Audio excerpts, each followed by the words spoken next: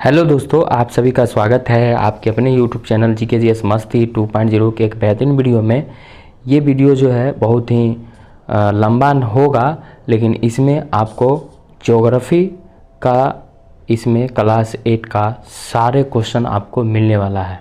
यानी आगामी जो BPSC की परीक्षा होने वाली है उसमें NCERT SCERT अगर आप पढ़ना चाहते हैं तो इस वीडियो को पूरा देख लीजिएगा, कंसेप्ट आपका क्लियर हो जाएगा। तो चलिए स्टार्ट करते हैं वीडियो को बिना समय गवाए हुए। यहाँ पे देखिएगा क्या है, भूगोल शब्द की उत्पत्ति ग्रीक भाषा के दो शब्द जियो प्लस ग्राफो से मिलकर बना है।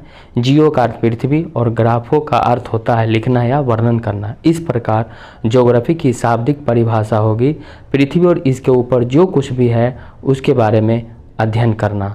तो आशा करते हैं इतनी बात समझ में आ गया होगा। ठीक है, आगे बढ़ते हैं। भूगोल से जुड़े कुछ महत्वपूर्ण तथ्य को जान लेते हैं। एक विषय के रूप में भूगोल का अर्थ होता है गोल पृथ्वी। भूगोल का जनक माना जाता है हिकेटियस को। भूगोल शब्द का सबसे पहले प्रयोग करता है इरेटोस्थनीज। व्यवस्थित भूगोल का जनक इरेटोस्थनीज।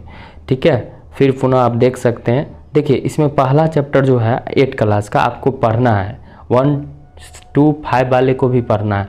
ये नहीं समझना है कि हमको नहीं पढ़ना है। चलिए स्टार्ट करते हैं। समुद्र तट से दूर 19.2 किलोमीटर क्षेत्र के अंदर पाए जाने वाले संसाधनों को कौन सा संसाधन कहते हैं?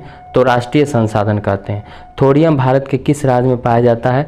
तो थोरियम जो है वो केरल में पाया जाता है। ठीक है, एक एक क्वेश्चन यहाँ पे इंपॉर्टेंट आपको लगेगा। ठीक है, घबराने की आवश्यकता नहीं, आप आराम से देखिए, याद हो जाएगा। संसाधन निर्माण के लिए क्या आवश्यक है? तो तकनीक, आवश्यकता और ज्ञान है। ठीक है, चलिए जैव संसाधन होते हैं जंतुओं में वितरण। और नवीकरणीय संसाधन जो होता है वो पेट्रोलियम होता है। ठीक है, और नवीकरणीय और नवीकरणीय इसको डिटेल्स में आपको पढ़ना है।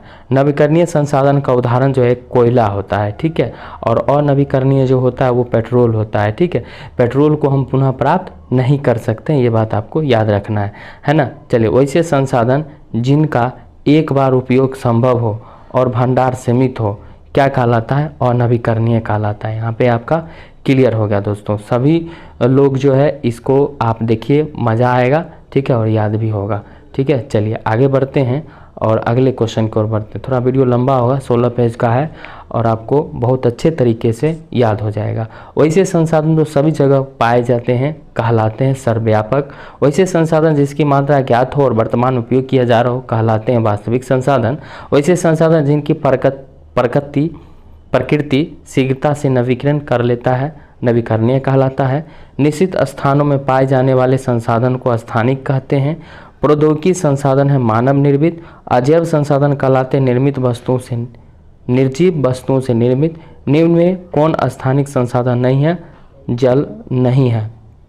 अगला क्वेश्चन है, मानव स्वयं में एक संसाधन है। मानव क्या है? मानव स्वयं एक संसाधन है। संसाधन कितने प्रकार होते हैं? तो 3 प्रकार होते हैं। आगे बढ़ते हैं।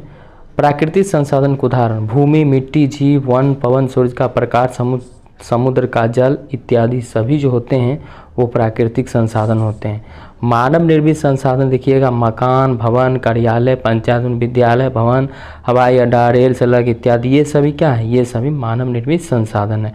नवीकरणीय संसाधन का उदाहरण जो है आप जान लीजिएगा, सूर्य की किरणें, पवन, ये सभी नवीकरणीय होता है। और नवीकरणीय याद रखिएगा, लोहा, कोयला, पेट्रोलियम, अवरक, ये सभी होते हैं दोस्तों और नवीकरणीय। ठीक है, सेलेक्टेड पॉइंट इसमें मिलेगा आपको। चलिए चैप्टर नंबर 2 जल संग्रह किसे कहा जाता है? पृथ्वी को।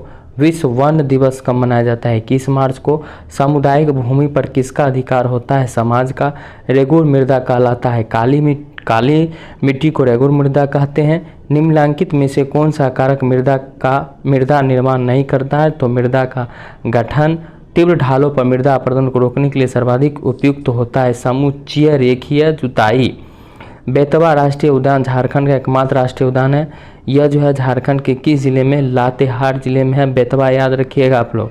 शंकुधारी वन लकड़ियाँ होती है, क्या कैसी होती है लकड़ियाँ, ये मुलायम और कठोर होता है। विश्व की कितनी प्रतिशत भूमि कृषि योग्य है, 11%। भारत की कितनी प्रतिशत भूमि कृषि योग्य है, 57%। तो ये सभी क्वेश्चन सिलेक्टेड है और बहुत ही इम्पोर्टेंट है, ठीक है। अगर आप मेरे चैनल पर जुड़ना चाहते हैं तो इस तरह का वीडियो देखने को मिल सकता है, ठीक है। चैनल पर बने रहिए, वीडियो अच्छा लगता है तो शेयर कर दीजिए। झारखंड में कितनी प्रतिशत भूमि कृषि योग्य है, 23%। झारखंड में कितनी प्रतिशत भूमि पर वन फैला है, 29%। मृदा निर्माण के कारक जलवायु होते हैं। भारत में मृदा के 3 प्रकार होते हैं। दक्कन पठार का कौन सी मृदा पाई जाती है, दक्कन पठार में तो काली मृदा पाई जाती है। कपास की खेती के लिए उपयुक्त जो मिट्टी होता है काली मिट्टी होता है। समूची रेखीय जुताई कहाँ होती है, तो पर्वतीय ढाल में होती है। रक्षक मेखलाएँ कहाँ लगाई जाती है, शुष्क प्रदेशों में लगाई जाती है, ये याद रखिएगा आप लोग। अगला क्वेश्चन देखिए क्या है, उच्च तापमान अधिक वर्षा वाले क्षेत्रों में मृदा पाई जाती है। लेटेराइट मिट्टी पाई जाती है वहाँ जहाँ पे उच्च तापमान हो, अधिक वर्षा हो। मैदानी क्षेत्रों में कौन सी जनसंख्या पाई जाती है, सघन जनसंख्या पाई जाती है। भूमि का उपयोग प्रमुख कितने कारकों द्वारा प्रभावित होता है, 2 कारकों द्वारा, एक होता है प्राकृतिक, एक होता है मानवीय कारक, ठीक है।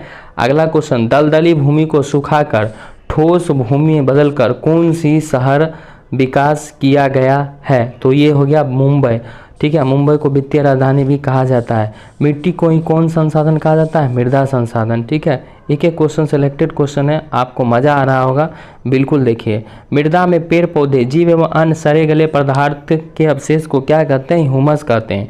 भारत में कौन कौन से मृदा पाए जाते हैं, देखिए जलोढ़ मृदा, काली मृदा, लाल मृदा, पीली मृदा, लेटेराइट मृदा, मरुस्थलीय मृदा, पर्वतीय मृदा, ये सभी पाए जाते हैं। अब देखिए यहाँ पे नवीन जलोढ़ मिट्टी को क्या कहा जाए, खांधर। पुराने जलोढ़ को क्या कहते हैं, बांगर। तो ये भी आपको याद रखना, एक एक पॉइंट यहाँ पे सिलेक्टेड है। अगर आप इस वीडियो को देखते हैं तो पूरा निश्चित रूप से याद हो जाएगा। कौन सी मृदा भारत के सभी नदी घाटियों में पाई जाती है, तो जलोढ़ मृदा। लाल मृदा का रंग लाल क्यों होता है, लोहे के अंश के कारण। जल की कितनी अवस्थाएं होती है, 3, ठीक है, ठोस, द्रव और गैस। पृथ्वी के अलावा अभी तक कौन सा ग्रह जल मिला है, कोई भी नहीं, ठीक है। सबसे बड़ा जल भंडार महासागरों में होता है। महासागरों का पानी कैसा होता है, खार और नमकीन होता है। महासागरों में जल का वितरण 97.3 होता है, ठीक है। पृथ्वी का कितने प्रतिशत भाग स्थल है, 29%, जल 71%। विश्व में संगम जनसंख्या कहाँ मिलती है, सघन जनसंख्या यहाँ पे होगा मैदानों में। भारत में भूमि उपयोग संबंधी आंकड़े कौन जारी करते हैं, तो जारी करते हैं भू राजस्व विभाग, ठीक है। चलिए एक एक क्वेश्चन सिलेक्टेड क्वेश्चन है, आपको सिर्फ पढ़ना है ना। चलिए देखते हैं कहाँ तक होता है। अभी तो 7 पौने 8 मिनट हो चुका है, देखते हैं आगे बढ़ते हैं अगले क्वेश्चन की ओर। भूमि उपयोग को मुख्यतः कितने भागों में बांटा गया, 5। मृदा में कुल कितने स्तर पाए जाते हैं, 3। रासायनिक दृष्टि से जल का संयोजन, हाइड्रोजन एवं ऑक्सीजन। भारत में पृथ्वी की लगभग कितना प्रतिशत जनसंख्या निवास करते हैं, 16%। महाराष्ट्र, गुजरात, कर्नाटक, आंध्र प्रदेश और तमिलनाडु राज्य में कौन सी मृदा पाई जाती है, काली मृदा पाई जाती है। मरुस्थलीय मृदा कैसा रंग होता है, हल्के भूरे रंग का होता है, ये बात आपको याद रखना है। राजस्थान, सौराष्ट्र, कच्छ, पश्चिम हरियाणा एवं दक्षिणी पंजाब में कौन सी मृदा पाई जाती है, तो आपको याद रखना है मरुस्थलीय मृदा। प्रदूषण जल को पीने से कौन सी बीमारियां होती है, तो याद रखिएगा, देखिए बहुत सारी बीमारियां होती हैं। उल्टी होना, किडनी का खराब होना, पेट दर्द, सिर दर्द, छाती दर्द, वजन घटना, दिमागी विकृति, ठीक है, ये सब आपको याद रखना है। किसी क्षेत्र में प्राकृतिक रूप से उगने वाले पेड़ पौधे, घास, झाड़ियाँ इत्यादि को क्या कहा जाता है, तो प्राकृतिक वनस्पतियाँ कहा जाता है। क्या कहा जाता है, प्राकृतिक वनस्पतियाँ। जब किसी बड़े क्षेत्र पर प्राकृतिक रूप से पेड़ पौधे का विकास होता है तो उसे वन कहा जाता है। क्या कहा जाता है दोस्तों, वन कहा जाता है। एक एक क्वेश्चन आपका बहुत इंपॉर्टेंट है। भारत में सबसे अधिक वन प्रतिशत वाला राज्य में हो जाएगा मिजोरम, 91.27%, ठीक है। क्वेश्चन पूछेगा कि 1% वाला, अगर आपसे पूछा जाएगा सबसे अधिक वन वाला, तो मध्य प्रदेश हो जाएगा, ठीक है। एक एक क्वेश्चन को आप लोग याद रखिएगा। आगे देखते हैं, विश्व में लगभग कितने प्रकार की वनस्पतियां पाई जाती है, 10 लाख। पृथ्वी के विषुवतीय 20 विषुवतीय प्रदेश में पाए जाने वाले घने वनों को क्या कहते हैं? पृथ्वी का फेफड़ा कहा जाता है। ठीक है, याद रखिएगा। बिहार, उत्तर प्रदेश और झारखंड में किस प्रकार के वन पाए जाते हैं? तो याद रखिएगा, उष्णकटिबंधीय पतझड़ वन। विश्व पर्यावरण दिवस 5 जून को मनाया जाता है। भारत का राष्ट्रीय पशु बाघ है। भारत का राष्ट्रीय पक्षी मोर है। रेड डाटा बुक क्या है? विलुप्त हो रहे प्रजातियों की सूची जो ज्ञात किया जाता है उसको रेड डाटा बुक कहते हैं। ठीक है, चलिए, देश में राष्ट्रीय उद्यानों की कुल संख्या कितना है? 85 है। देश में राष्ट्रीय अभयारण्य की कुल संख्या अगर पूछा जाए, राष्ट्रीय अभयारण्य 448। बिहार में कांबर पक्षी विहार, बेगूसराय, गौतम बुद्ध अभयारण्य जो है वो गया में है। ठीक है, एक एक क्वेश्चन को मैं आप लोग के बीच डिस्कशन कर रहा हूँ। ठीक है, देखिए कितना तक जाता है। हम 10 मिनट तक का तो वीडियो बन चुका है और देखते हैं। वाल्मीकि नगर वन प्राणी अभयारण्य, पश्चिमी चंपारण, बिहार। ठीक है, याद रखिए, क्योंकि लोग जो होते हैं वो ज़्यादा नहीं देख पाते हैं। ठीक है, तो आप लोग प्लीज़ आप लोग पूरा देखिएगा। 3 चैप्टर का मैं पूरा कर देता हूँ। ठीक है, उसके बाद आप अगले वीडियो में फिर मैं बनाऊँगा। खनिज और शक्ति संसाधन। किस खनिज को काला सोना कहा जाता है? याद रखिएगा, पेट्रोलियम को कहा जाता है। काल के 2 लौह इस्पात केंद्र कौन है? जमशेदपुर और बोकारो, या कोयला होगा। ठीक है, चलिए, मणिकरण किस प्रकार की ऊर्जा? भूतापीय ऊर्जा। ऊर्जा के गैर परमाणु स्रोत नहीं है? कोयला। बायोगैस किनके विघटन में उत्पन्न होता है? जैविक मृत वस्तुओं से। ठीक है, गोबर, रसोई अपशिष्ट, ये सभी। कौन लोह खनिज नहीं है? सीसा नहीं है। ये बात आपको याद रखना है।